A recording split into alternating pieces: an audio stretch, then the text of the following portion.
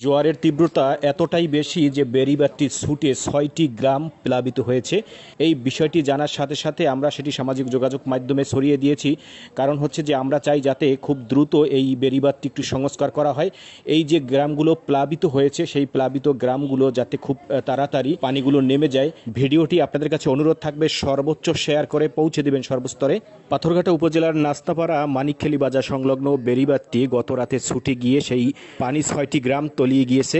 আপনারা অবশ্যই জানেন যে বর্তমানে একটি নিম্নচাপ সৃষ্টি হয়েছে, যেটি প্রথমে লঘুচাপ থেকে একটি সাধারণ নিম্নচাপ এবং গভীর নিম্নচাপের রূপ নিয়েছে। তবে এই নিম্নচাপের প্রভাবে বর্তমানে জোয়ারের পানিও তীব্রতাও অনেকটাই বেশি। এই পানির স্রোতের কারণে বেড়িবাঁধটি নড়বড়ে অবস্থায় ছিল, যার জন্য এই বেড়িবাঁধটি ছুটে সেখান থেকে প্রায় ৬টি গ্রামে পানিতে তলিয়ে গিয়েছে। অনেক ঘরবাড়িতে পানি উঠে গেছে, এমন একটা পরিস্থিতি।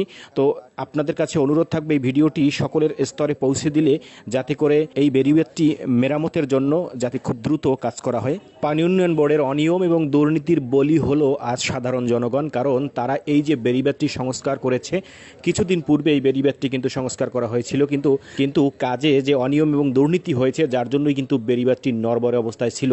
জোয়ারের পানির তীব্রতা যখন এসেছে তখন আসলে বেড়িবাঁধটি ছুটে গিয়েছে।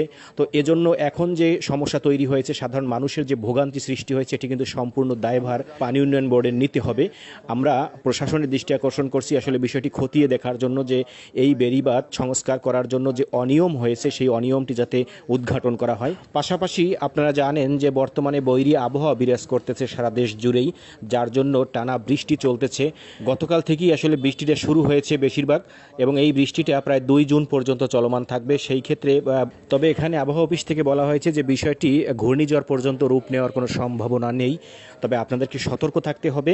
আরেকটি বিষয় হচ্ছে যে এই যে বর্তমানে জোয়ারের পানিতে যেহেতু স্বাভাবিক জোয়ারের চাইতে পানি বৃদ্ধি পাচ্ছে, কারণ বছরের এই সময় প্রতি বছরই পানিটা বৃদ্ধি পায়, যার জন্য জোয়ারের যে পানি স্বাভাবিকভাবে যে জোয়ার থাকে তার চাইতে 2 ফুট বা 3 ফুট বেশি পানি হচ্ছে, এবং পানির স্রোতও আগের চাইতে কিন্তু প্রায় 3-4 গুণ বেশি হচ্ছে। তো এই বিষয়টির জন্যই কিন্তু এই বেড়িবাঁধটি যে নড়বড়ে যে বেড়িবাঁধটি ছুটে যাওয়ার মূল কারণ হচ্ছে যে জোয়ারের পানির তীব্রতা অনেক বেশি, যার জন্য এই বেড়িবাঁধটি ছুটেছে।